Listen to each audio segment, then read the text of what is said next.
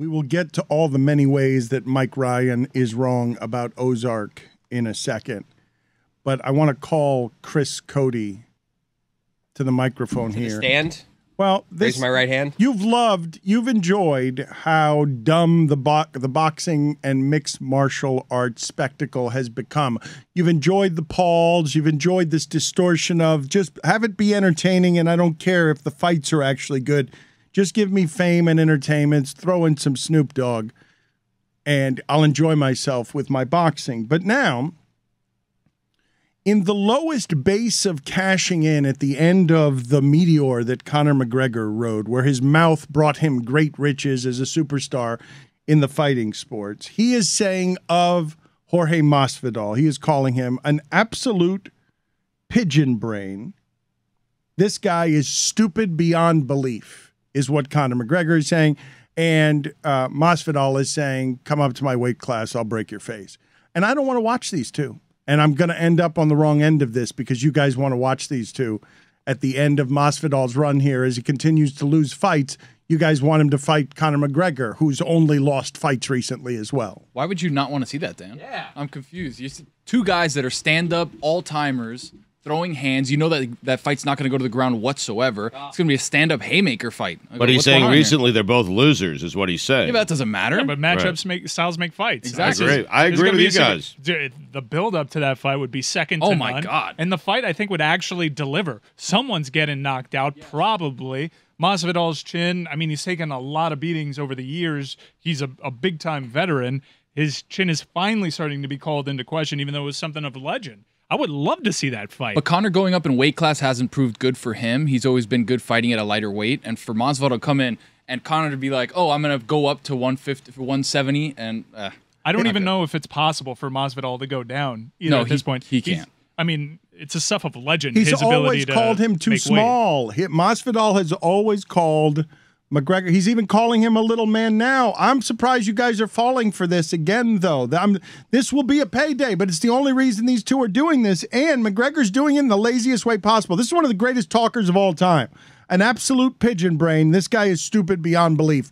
He's not even trying. It's just the easiest of flabby jab engagements of, come here, bring me this lazy fat man Elvis at the end of my career fight because I'm going to be Masvidal, who's waiting for one of the Diaz brothers to show up because we just want these guys to stand up no matter how nostalgic the garbage is. They're two bankable box office fighters still to this day. It's been a while since we've seen Conor out there, but Masvidal still puts up numbers. And honestly, he's caught some L's, but he hasn't been favored in any of these fights that he's caught the L's in. He's taken the fight, he's taken the payday, but he's taken the fights in really odd situations for him to turn them around. That Fighter's Island match he had no shot at, and he just ran into a much better fighter in the last. There's no shame in losing to Usman. No, None. but losing to Usman that way the second time, there's shame in it. Don't tell me there's not. That was actually a good. Do you remember that fight? That fight wasn't that bad. No, it wasn't. No, the knockout, though, after he said he's got no punching power, after he'd come out a decorated champion and said the guy's got no punching power, and then he's a meme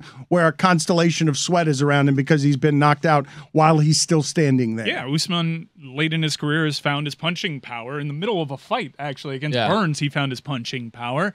And that was a good fight. No shame in losing to Usman. I think Masvidal at this point against McGregor, I'm not even sure how to handicap that. I think the weight class does matter. I would absolutely love to see that fight. Stop you for a second, though, on no shame? There was shame. Don't tell me there was no shame on the way he lost. You can't get shamed in knocking out. Like, everybody gets knocked out. But you're losing arguably the pound-for-pound best. There's guys, no shame but in that. no, the reason that there is shame in it, it's not because I want to arrive here and flog Masvidal.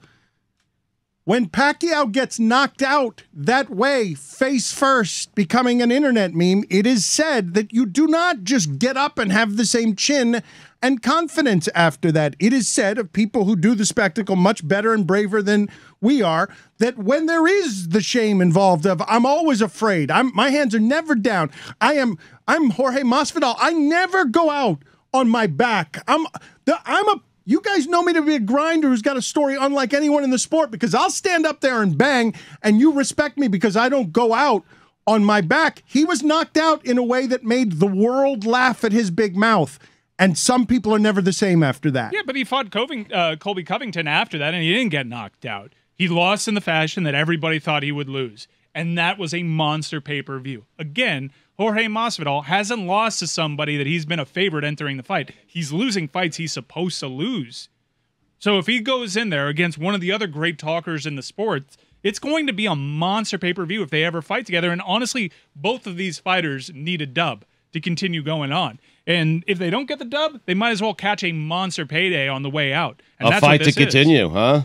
This is a huge payday. Yeah. This is the most logical fight that the UFC has on its deck. I would watch it. It would get me, and I haven't watched a fight in forever, but I would watch that fight. I mean, Dan, it's like you would watch Tyson and Holyfield, would you not? People would be excited by that. I understand the spectacle of it. I always fall into this trap, though, Stugotz, when I make fun of the Jake Paul, when Jim Lampley cries through tears, loves boxing so much, that doesn't like the distortions in it.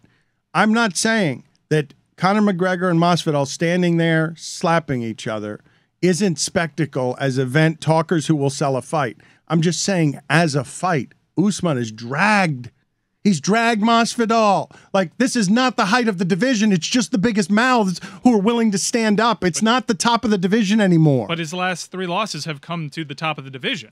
Who has he lost to that's embarrassing for him? He got knocked out, but he's taking fights that he shouldn't be winning. He's older, Mike. He's an older fighter coming off an Usman knockout. Again, a guy not said to have any punching power. And Covington can be reinvented as one of the top fighters. It's a former sparring mate of his that he once dominated, who is clearly better than him on the ground. And you're just ignoring that Masvidal's an old fighter? I'm not ignoring that. Masvidal's at the end of his career, and what a career it's been. One of the great stories, what he turned himself into. And now he's due to make a gigantic payday. He talked himself and earned the opportunities to fight the top guys. There's no shame in being third best in your weight class, man. He may be third by a lot, but he's still third in his weight class. And if he can get a monster payday and kick Conor McGregor's ass in the name of all Hispanics out there, I would love to see that fight. To Dan's point, though, after the Usman knockout with George, it was like he kept waiting for Colby to throw a punch that was going to knock him out. So that's why he never went in actually trying to go after him and try to knock his head off, because he knew once Colby gets him in his grips, he's going to take him down and the fight's going to be over. So he was almost hesitant trying to put his face in there to see if Colby would throw a punch. But great strikers in that sport, Dan and Tony, great strikers in that sport often have the dirt thrown on their grave. And it's because they run into matchup problems and other great fighters of their day. How many times have we seen this with Arlovsky, that he comes back out of nowhere because he's got one of the great punches in the sport every time Arlovsky. Even more so. How about Tyson Fury? Yeah. Dan, tell me you wouldn't see Francis Ngannou versus Tyson Fury. You have a guy that's hard to kill in Jorge Masvidal. You have a matchup that actually plays into Jorge Masvidal's strengths, such that they are at this point in his career in Conor McGregor. I actually have more questions about Conor McGregor in the octagon than I do. My point is on both of them. Like, you keep seizing on but that's selling a fight. But you keep seizing on the Masvidal portion of this, and all I'm saying is, on merit, this ain't the best fight. It's just the two names. It's fame fight. It's a fame fight and a mouth fight and a style fight. It's a good fight. But I'm there for it. But it's not the best in their sport. But you're arguing. You want to see. You'll see Covington and Usman. You can see the best in their sport. Or Hamzat. Yeah, UFC does a great job in giving you that. But you have two ultra famous personalities, guys whose mouths somehow outshine their greatness in the octagon, and they're plenty great. And you have a fighting style in both fighters that plays into both of their strengths. You're going to have haymakers thrown. You're going to have an exciting fight. Does anybody want to see wrestling in UFC? No. No, we want to see stand-up fighters. You want to see this fight. This is a fight that you actually want to see. You're doing the thing because it's not... You're trying to rob us of it? It's not just Usman and Covington rolling around on the ground. What are you trying to do? Yeah, what are you trying to do? I know I've said enough. I rest my case. Mm-hmm. Yeah, exactly. It's a good case. Uh-huh. Mm-hmm. Yeah. Explain yourself. Doesn't want to see the circus of McGregor because he loves the sport of grappling. Watch Greco-Roman wrestling, I Dan. want Greco-style Roman wrestling is what I long for. You want Masvidal just going on his back as soon as the... you want high school wrestling where they start on, like, all fours? There's plenty of that for you. That's a circus. Yeah. You haven't seen that meme, jiu-jitsu guys, when a robber breaks into their home and it's just them automatically going to their back? Come on, man. Like McGregor, Masvidal, who doesn't want to see that? It's going to bring out the worst in us. I love it. Yeah, I defy you to not have a watch party. Come on. Yeah. Doesn't want to see Masvidal McGregor. Because I don't want to pay for it. Hell out of here. What's wrong with fun? Plenty. There's nothing wrong with fun, Billy. I imagine this is the UFC fight to get Billy to be serious about the mixed. I already ordered it. Wow. Is that bigger than John Jones and Stipe? Who? No. Now, Miocic at this point in his career, I mean, Just seeing John Jones in a UFC octagon would be huge. That would be one of the biggest sellers of all time. that's what it is. Yep. Billy, what Not do you in think? jail. Nah. I don't want that one. Okay, thank you, Billy, for all your When's MMA Mayweather McGregor 2 contributions. that we Yes, were now we're talking. Yeah, now we're cooking with we are gas. What cooking. that means. That was a good boxing match because you thought that Conor was going to win that one in the first 2 or 3 rounds, did you not? No. You How about- thought there was a chance. How about Nick Saban versus Jimbo Fisher in a boxing match? Ooh. Are they shirtless? Sure. Aren't they I'm meeting in. somewhere here? Don't they have like a media day right as we speak? Aren't they meeting at Mount Olympus at the? Might have been earlier this week. I don't know. I think Destin, Florida is Mount Olympus to the SEC. Put it on the poll, Guillermo, please. Is Destin, Florida, Mount Olympus to the SEC? You want Rulon Gardner to fight, don't you? That's I right. mean, yeah. Yes. Only wrestler I can name. I think Kurt this Angle. segment needed someone. It needed someone to present the other side because, yes, these are two fighters that I'm longing had for the better days of Alexander Karelin. Yes, going Oh, up against Karellin's a against- great- against- yes. against- I maintained at one point Wow. that Alexander Karelin was greater at what he did than anyone in any part of the world was at what they did. And what he did was Greco-Roman style wrestling. And I find myself longing for a bear of a man who can just go after this Cain Velasquez or Brock Lesnar or any of these people shoulder first and just grapple them to the ground, hairy bear-like, and no one can out-grapple a Russian decade dominator like Alexander Karelin. The last time this show talked any mixed martial arts was Covington Masvidal. There have been plenty of cards, Great fights, by the way. that apparently MMA Dan's Hangout. been clamoring for that he hasn't paid any attention to on this platform. But guess what? He's coming to the table. The nuts. He's coming to the table with the nuts in Masvidal and McGregor. Just the hope that Masvidal and McGregor will be out there. Ooh, I don't want to see it, but I sure as fuck want to talk about it. That's right.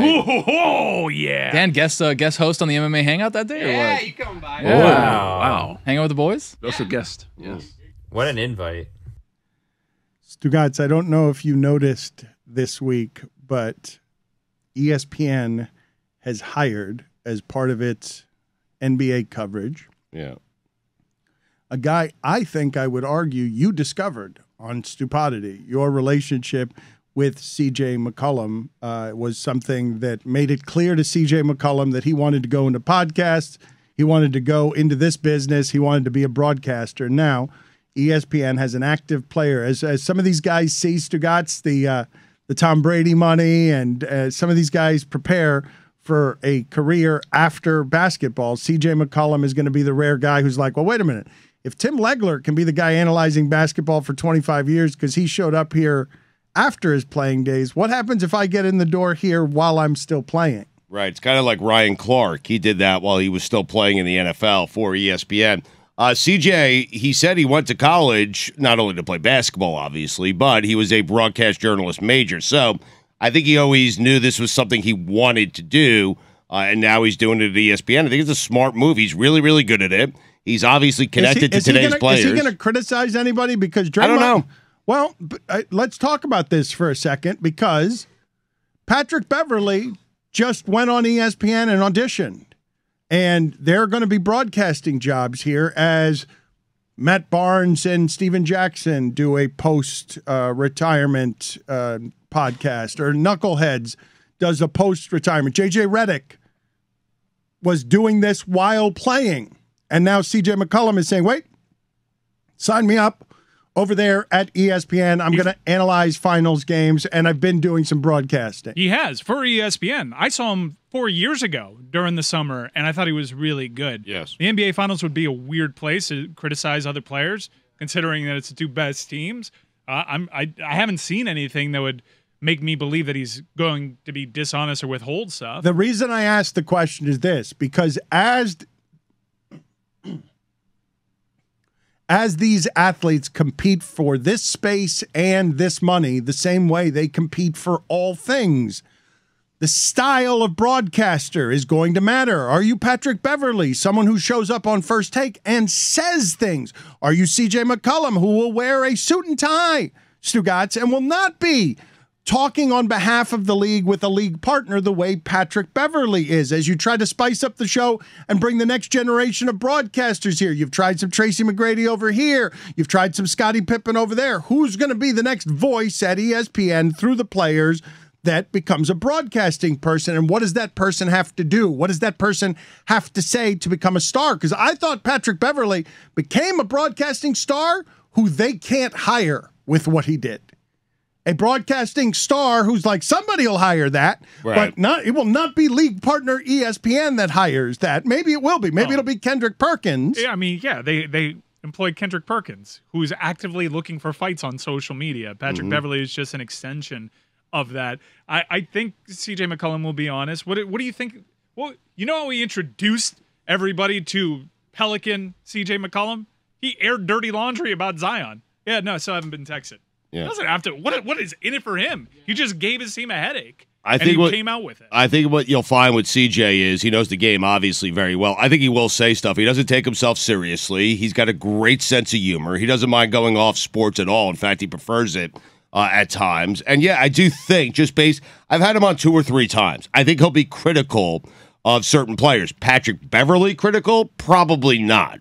A more measured approach, I would say. Stugotz, this is what I'm requesting. As I know the audience, it's funny because I fell into this swamp here where people were thinking that I was being anti-Tom Brady because I was just left in awe of the idea of paying something for someone who hasn't proven that they can do or be good as a job. But you need that person as a bridge to tomorrow's fans, and I understand that. In the framing of the game with your league partners, as tomorrow's leglers make an appearance, the people who will teach your kids about the sport, as CJ McCollum vies for a space here, there aren't that many jobs, Stugotz, and while he's playing, he's like, wait a minute, where's the opening for me at ESPN or elsewhere so that 5 years from now, if my playing days are done, I've already established my name because I have built the bridge. Grant Hill, Stugotz, is still doing color commentary. There's a new space where these guys can have some freedom to be themselves and not torch the bridge the way Paul Pierce torched it by not behaving on social media. And the reason I'm bringing it up to you guys is I'm like, woo, CJ McCollum, that's a pretty good face and voice for a league right there.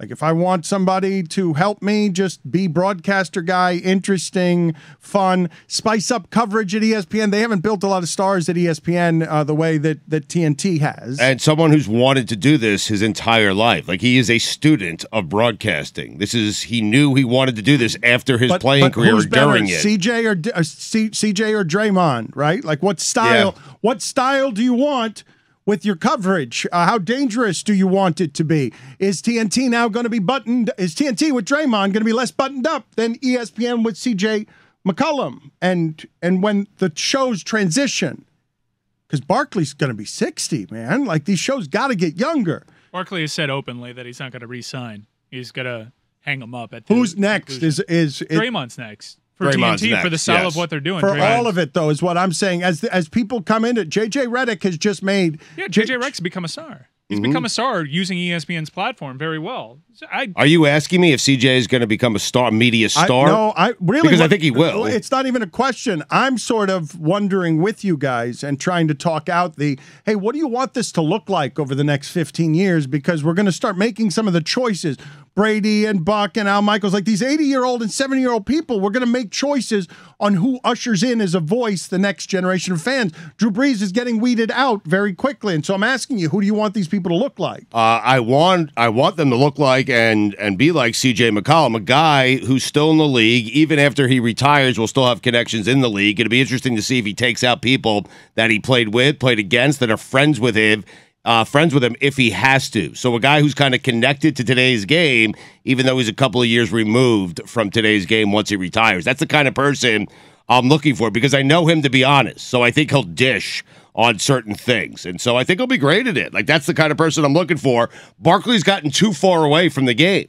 When you're 60, you're a bit far away from the game. Draymond's going to be excellent at it. I think CJ will be good as well. For the first time, maybe ever, I'm bullish on what's coming for ESPN's NBA coverage. Look, their pregame show, you know what you're getting with Greeny, Wilbon, Stephen A. Smith, and Jalen. You've seen that movie dozens of times. They're going back to the Wilbon well. They're forcing Mike Greenberg in here, as they have in a lot of productions, just because they have to justify his salary. They have exciting new personalities in Malika, in J.J. Redick, in Patrick Beverley if they want to continue going that and they want their one loudmouth. Yes, ESPN's approach is a little bit more buttoned up. That's fine. It just hasn't been good enough. If you want to give me a more buttoned up, polished broadcast, ESPN does have plenty fine with college football, and it's tremendous. So I want to see just an improvement on the personalities. And I think you're seeing a very obvious changing of the guard building at ESPN. Turner, they have their succession plan already built in with Draymond Green. He is the guy, he is most similar to Charles Barkley in playing style, size, and mouth. So he is a perfect fit over there. And on their Tuesday night, they've kind of implemented this farm system. Turner absolutely owns that sector. They brought it over, they replicated the formula for their hockey coverage. And while I can concede the ESPN hockey studio shows are good, I still prefer Turner. They know the formula and how to make it work. Turner knows where their bread is buttered, and they have the perfect guy to replace Charles and Draymond. They really do. CJ's the president of the NBA PA. Like, it's going to be interesting to see how he uses this platform to help the players, to help himself, you know? I don't know what CJ McCollum is about. To me, spiritually, and I don't know if McCollum's going to rise up to whatever the position he has ambitions for, but you don't see a lot of this. A guy who's a borderline all-star saying, nope, I'm going to choose a broadcasting career here because I'm watching what's happening 4 or 5 years from now. This is a good place for me to make a mark. But C.J. McCollum comes from broadcasting school. Draymond Green very much does not. And spiritually, stylistically, as the studio shows change to whatever the future of the personalities are, I don't know if C.J. McCollum is going to tighten up his tie and be broadcaster man because of some idea that he has of what broadcaster school is. I don't think so. I like his personality. He is fun and light. Right. But it takes more than that to be good at these jobs. And indisputably, nobody listening within the sound of my voice thinks that Draymond Green's going to be bad at that job. Nobody listening to this. Not one person listening to this thinks Draymond Green's going to be bad at that job. You're right, but we all thought Shaq was going to be great at this job, and he hasn't been great. But He's been okay. Shaq could mumble, not Draymond Green. We are all in agreement. Draymond Green is going to be a loudmouth. Yes. Never in human recorded history has someone for consecutive weeks been so passionate and opinionated on broadcasting that has all the broadcasts on mute, quite like Dan Le Batard. It is a fascinating niche he's carved out for himself. It's a great point. No one is more interested. There is no one that has ever been more interested in broadcasting that it has affected less than Dan Le Batard. I really don't care what CJ or Draymond have to say about anything. I know you don't. I know you don't. You don't. About anything. I don't think any of us do. I'm really concerned because Ron Magill didn't make his appearance this week, and he said it's because he was going into emergency sea turtle surgery. But I really do believe that Chris Cote betrayed Ron Magill. He videotaped Ron Magill at the most recent Heat game, sort of getting testy. This is an ambassador for the zoo and somebody who's got a public face, and he was getting testy at concessions because his service was poor.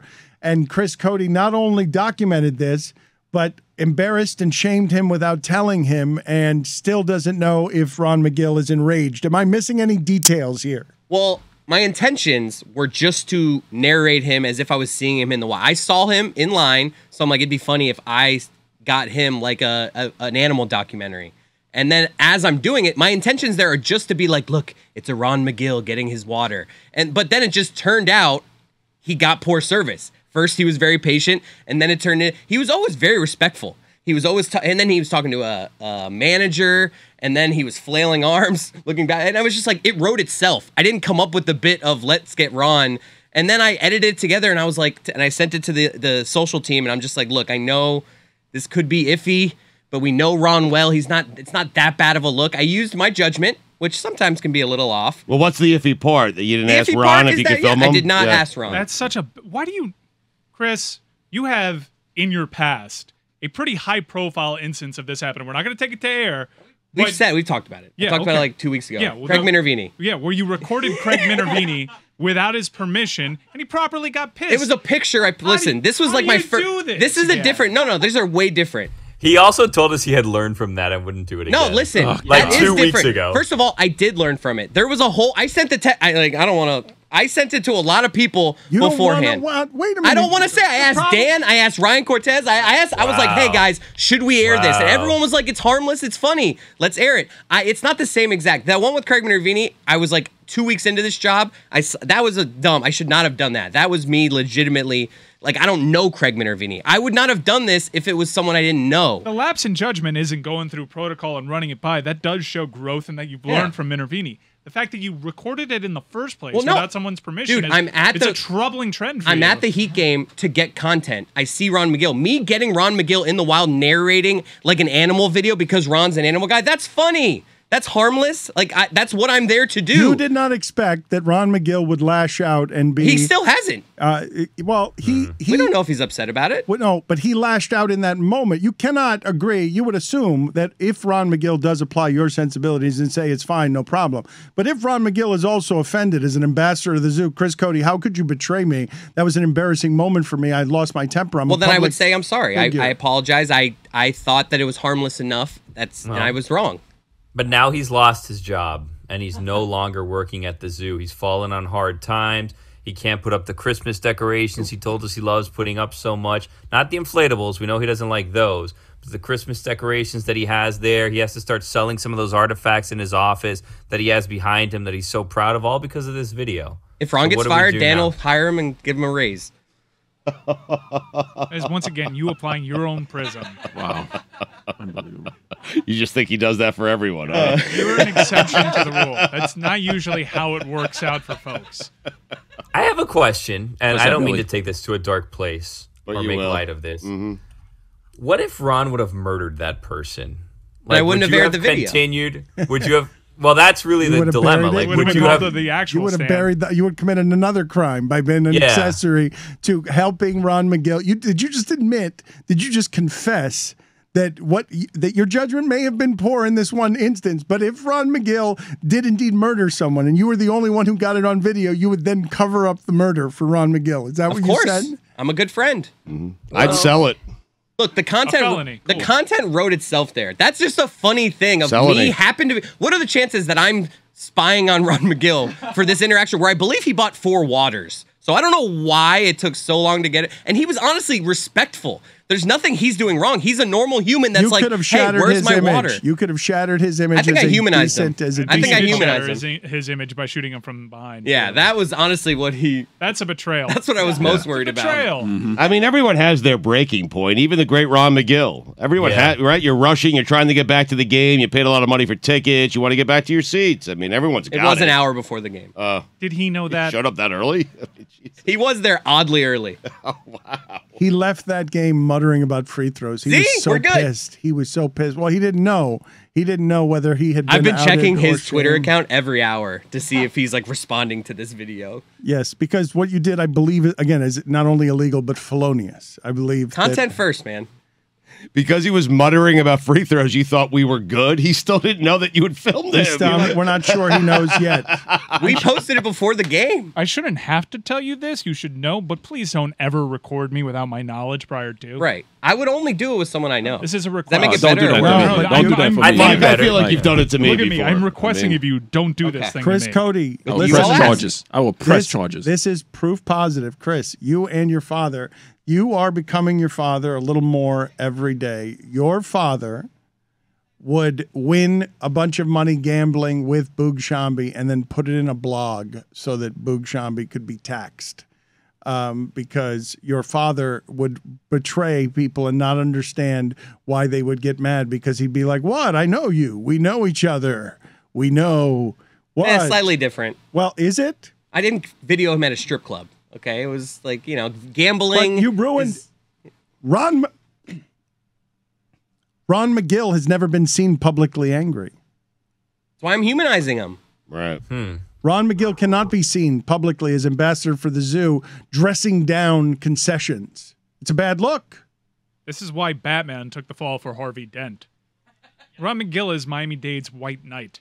We need him to run for office. We need him to save politics as we know it. And you went out there and you put out a slanderous video of former. No, see, Billy Corbin retweeted that video and was like, "See, man of the people, he'll fight for you. He will not just sit by and get bad service. He will say, no, I need to get my water quicker." He was not He was not being mean to these people. He was right. He was there for like 7 minutes waiting for 4 waters. So he was just kindly like, "Come on, where's my stuff?" Cheap political spin from Billy Corbin. Yeah. Oh, wow. It really is. One would assume that Ron Magill is always doing the right thing publicly, correct? That's why. Maybe not. Yeah. Maybe Chris has kind of shown us the underbelly of the beast. You know what I mean? What's wrong about complaining about water? I mean, he ordered 4 waters. It was taking forever. He's a human, no? I mean, you complain about it. He is human. He is human, Yeah, yeah. Thank you. Yeah, Thank you. Mike, What's up? I don't understand why it is that you have chosen to be the one blaspheming against Ozark. Now, I must tell you and the audience that the way that I've consumed this, I believe, is unlike anything I've ever consumed before in streaming, because I really do love this show, and I've thought that this show is, right up there with Succession on some of the best television that was made over the last 3 or 4 years. I've been waiting for it to come out. I was disappointed when I heard that this last run of episodes was going to be the last 2 seasons, and now it's disappearing. Ozark is going to be finished. And these last 14 episodes I've taken very slowly because I've wanted to enjoy the tension of all of this building. I think the acting is great. The writing is great. What do you mean by slowly? Like you're watching one a week? Like how are you doing this? I'm just savoring them, yes, and I'm not just binging through them, but I'm at the last 2 now. Everything is escalated, and things are getting a little more and more unreasonable as this aspires to be the new Breaking Bad or Better Call Saul or some of the best television that's made. It's like a poor man's version of those things, but it's still very good. It's an homage, it's a ripoff, and I love seeing the acting. The acting is really great, except for Wendy Bird's father, who doesn't seem to be of age as the preacher man to be old enough to be her father. Oh, he acts his ass off in one scene. You haven't seen the second to last episode. I have not. Ben, Ass is totally off. I thought Ben acted his ass off too Ben as was the great. brother, and so I've really enjoyed the evolution of this series. They have taken me on a ride for 4 seasons, and now Mike is disappointed by the ending because I'm one behind you on episodes before I've got the last 2 to get to. I still have the last episode, and I'm going to do my best to not give away spoilers because I know people are watching this show at their own pace, especially with the playoffs going on. But this is one of my favorite shows ever. I was so looking forward to the second half of the final season, and I think this second half is where the show is starting to jump the shark for me.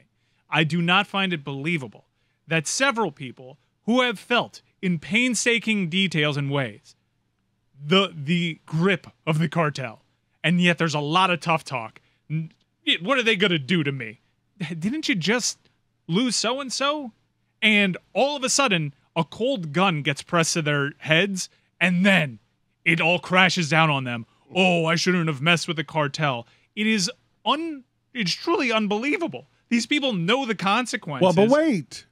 If you handle this stuff subtly and well, whether it's Breaking Bad, it's not like he didn't know the consequences of what Walter White didn't know. But at the end, with the best of these shows, whether it's The Wire, The Shield, any of the Sopranos, it builds up to a place where it's coming at you from so many different angles and storylines that you're like, well, how are they going to wrap this up? How are they going to tie it? There are a lot of loose ends here to tap over 2 hours. They've got 2 episodes to do it here, and there's a degree of difficulty in nailing the landing. Breaking Bad is an eternal show because they did. The Sopranos a controversial one, but at least they tried art with the landing point. So they've got 2 episodes to figure it out. The Last Dance nailed it.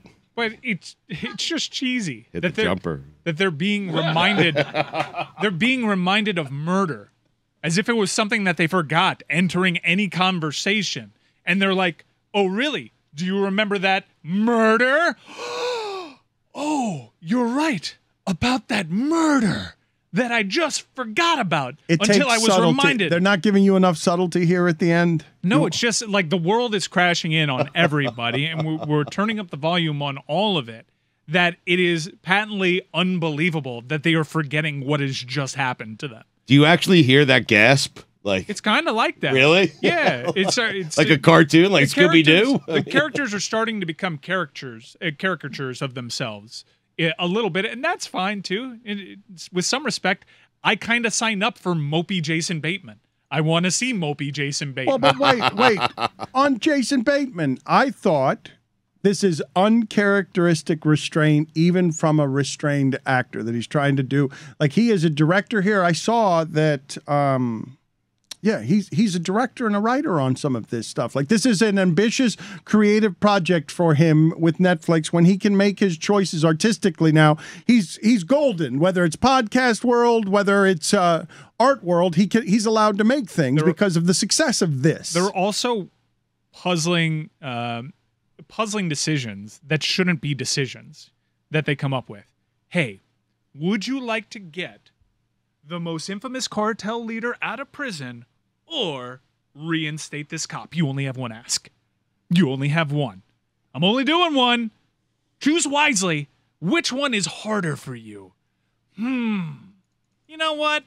I'm going to take reinstating the cop and make my life a living hell for the next 3 episodes and completely undo myself at every turn. You don't think it is beyond bonkers, the logic of the second half of the season. So you don't think that what they're trying to show you is that this couple of people can navigate any extremity through the violent drug underworld, through the strength of their bond, but that their family from the insides is going to destroy the entire thing because their marriage is so dysfunctional that they don't have any access to love, and that they're going to be undone by their family dynamics, not the cartel's dynamics. Yeah, but this is not being taught in subtlety.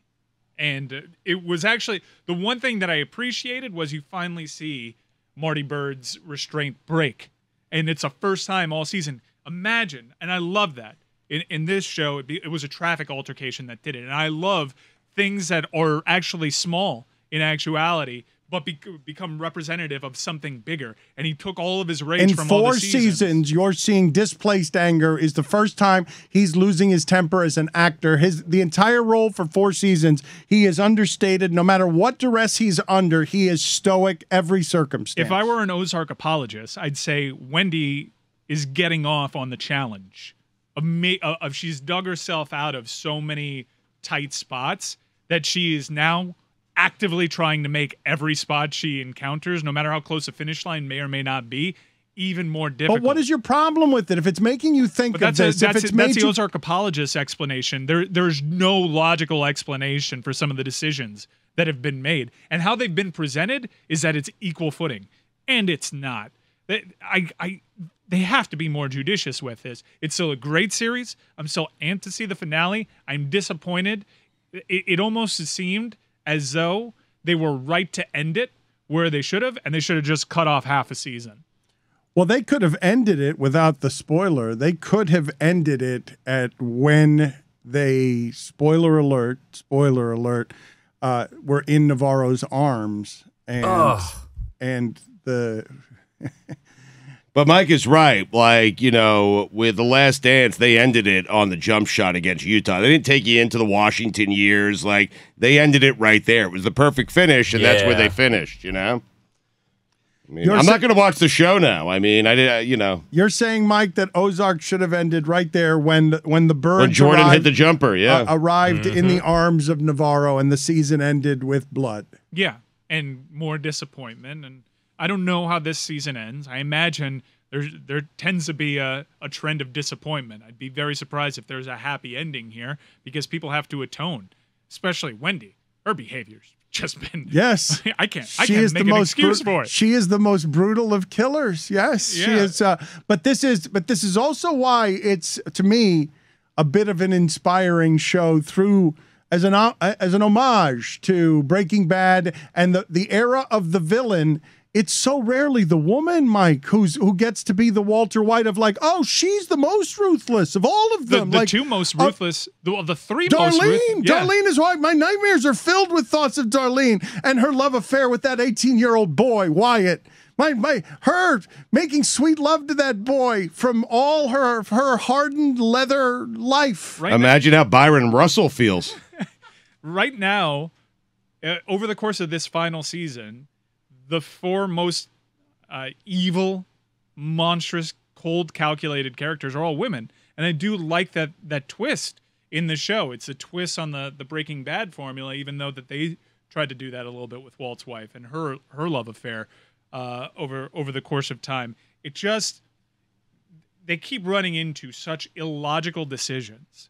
And they keep being reminded of such obvious things like, hey, have you considered there's a will?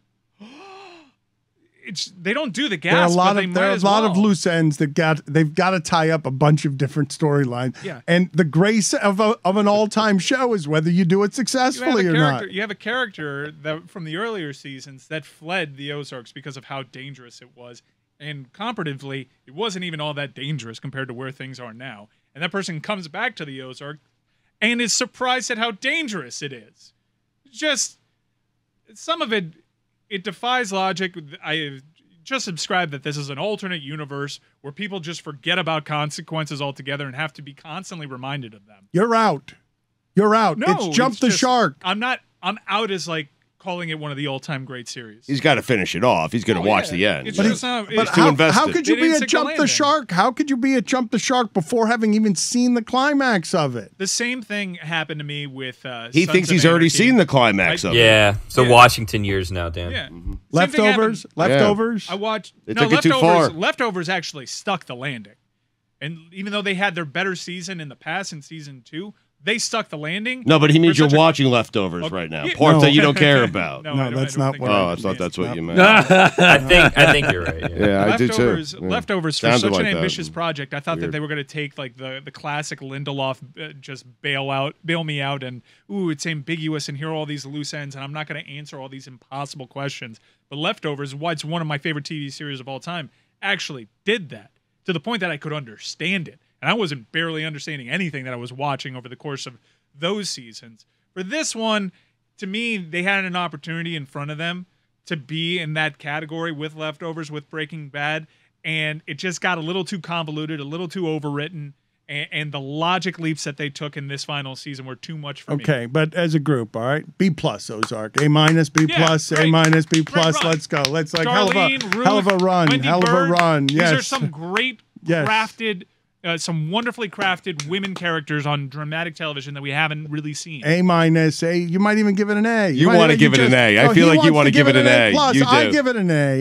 It was a joyride. I don't care how they ended it. I enjoyed poor man's Breaking Bad. You don't have to be as perfect. Look, I didn't even think Breaking Bad was perfect. You got half his face was blown off cartoonishly. That's not perfect. That's not a perfect ending. He was stunned by it. He kind of Spoiler alert. Well, he didn't say who. We just know Just the gender. him. I tried to just Who stuck the landing? Is it still MASH? I mean, mesh. show ended in the late 70s.